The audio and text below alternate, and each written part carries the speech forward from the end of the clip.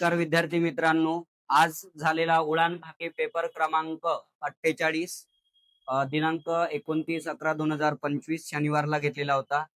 त्यामध्ये प्रश्न क्रमांक 14 हा थोडा कन्फ्युजिंग होता आणि पुष्कळ विद्यार्थ्यांना थोडंसं डाऊट होतं. तर चला बघू क्वेश्चन. मावळत्या सूर्याला नमस्कार करून 225 अंश वळल्यास त्याच्या समोरची दिशा कोणती?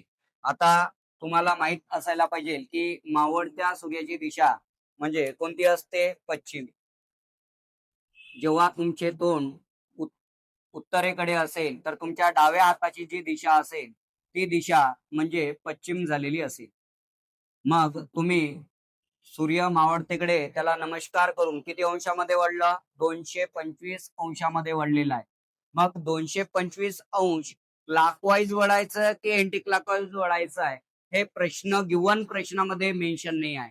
ज्या वेळेला दिलेल्या प्रश्नामध्ये मेन्शन नसेल तर सगळ्यात पहिला ट्रायल तुमचा जो पडेल तो घटिवत म्हणजे तुमच्या घड्याळाच्याच दिशेने तुम्हाला म्हणजे क्लॉकवाईज डायरेक्शननेच वळावं लागेल.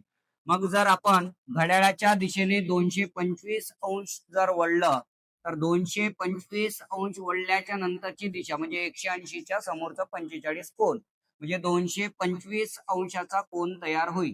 मग 225 अंशाचा कोन म्हणजे ही जी दिशा असेल ही दिशा तुमची कोणती असायला पाहिजे? आग्नेय दिशा असायला पाहिजे. मग तुम्ही वळल्या त्याच्या समोरची दिशा कोणती? तर आग्नेय असायला पाहिजे. बट आपण ऑप्शन बघता इथे उत्तर, ईशान्य, वायव्य व पश्चिम हे दिलेलं आहे, आग्नेय दिलेलं नाही.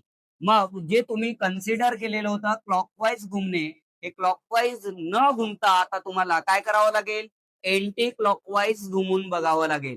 मग सो देअरफॉर जर मी पश्चिम दिशेकडून 225 अंश आलो म्हणजे 180 म्हणजे पूर्व, त्याच्या समोरची 45 ची दिशा म्हणजे 225 चा अँगल फॉर्म झालेला असेल. मग 225 चा अँगल फॉर्म झाल्याच्या नंतर ही समोरची जी दिशा दिसताय ती म्हणजे आपली ईशान्य असायला पाहिजे आणि ते आपल्याला आग्नेय ऑप्शन मध्ये दिसत नाही. त्याच्यामुळे ते तुमची घुमण्याची जी पोझिशन होते, फिरण्याची जी पोझिशन आहे ती क्लॉकवाईज न घेता आता या प्रश्नामध्ये आपल्याला काय करावं लागेल?